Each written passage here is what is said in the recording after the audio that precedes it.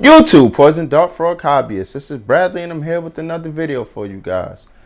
So, it is officially summer. Even though summer starts pretty much the 22nd of June, it's summer. It's July. It's hot. 90-degree days, 80-degree days, 100-degree days. Dry heat days, humid days.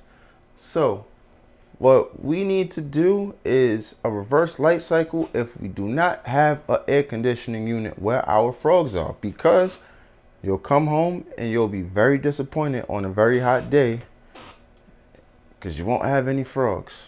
You know, you could possibly lose a nice chunk of your collection due to the heat. Heat is not your friend in this hobby. So, you might be thinking, well, it's hot as hell in the jungle in South America, but same rules don't apply. Just because it's hot as hell there, don't mean these tanks need to be hot. So what you need to do is do a reverse light cycle if you do not have an air conditioner. A reverse light cycle is you cutting your lights on at nighttime and cutting them off, keeping them off during the daytime. So my light cycle in the cooler months, the fall, spring, winter, I said that all out of order. But at that in those months of the year, everything besides the summer, I cut my lights on at 6:30 and they go off at 7:30. I cut them on at 6:30 a.m. They are off at 7:30 p.m. Yes. So now in the summertime, I'm going to keep my lights off during the day. I'm going to turn my lights on at 9 p.m. and cut them off at 5 a.m. So that way my frogs aren't moving around. They're not making themselves hot. Even the LEDs, they give off a little bit of heat, but if you have like T5s, T8s, those tube lights, the incandescent lights, compact fluorescents, those things emit a lot of heat. So if it's 100 degrees, they might be adding a few extra degrees inside of your tank. I'm hot as hell making this video right now, and I'm about to cut my lights off. So I've had like a very bad incident where I lost all of my collection, a very, very large chunk of my collection due to the summertime heat. One day, this is like 5 years ago, when I figured out, like, when you have a rack and you have T5s or CFLs, you might just like have heat on the bottom.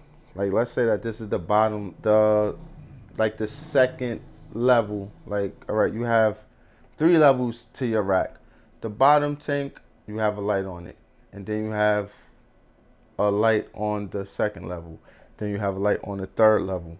So the heat from the bottom, the light from the bottom level will be giving heat to the second level, and then you'll be having the heat on top of the tank. So you'll have like a freaking you'll be microwaving your frogs basically with those lights. And then if they have reflectors and stuff, like, it's not good. And then water's under there, not good at all.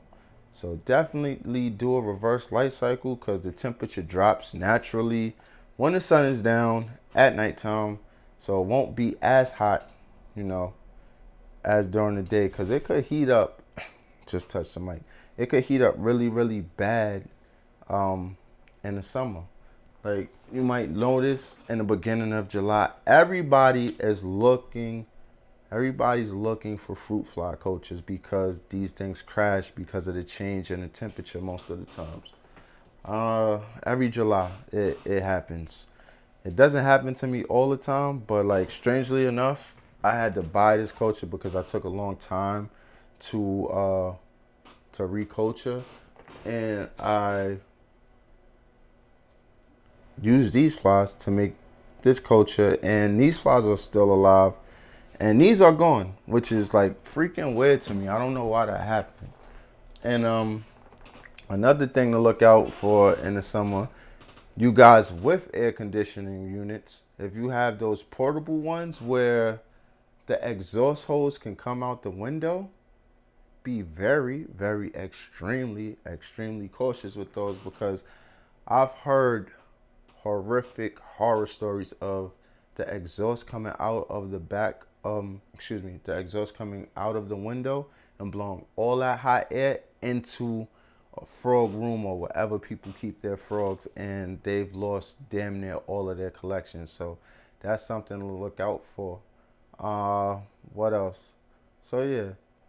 And another thing, just I don't think it's really necessary to keep your lights on like more than 6 to 8 hours. I'm going to do 8 hours, but just for plant purposes, because during the day, like your frogs can roam around and play if you got like lights, uh, lights in the room, or you got like some type of sunlight coming into the room, like your frogs will see, like they're from like a canopy where it's like it's not like a lot of light coming in. It's pretty like dim in these canopies from what I hear.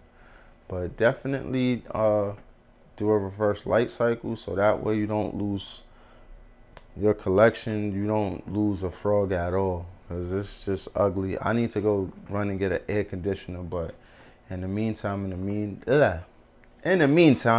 between time, I will be doing a reverse light cycle, and I'm going to do that every summer. Even if I did have AC, because this is a big room, I'd have to have a big unit blowing like all day. So I'd rather just do a reverse light cycle. I'll save myself energy and headache. So, like I said, I would say about sun goes down, cut your lights on at 9, 10 o'clock, cut them off before 5, 6 o'clock in the morning. I mean, yeah, cut them off before that time. Sorry, a little mumbly. It happens. I don't have no script. So until next time, like, don't dislike, comment, subscribe, and enjoy your frogs. Thank you.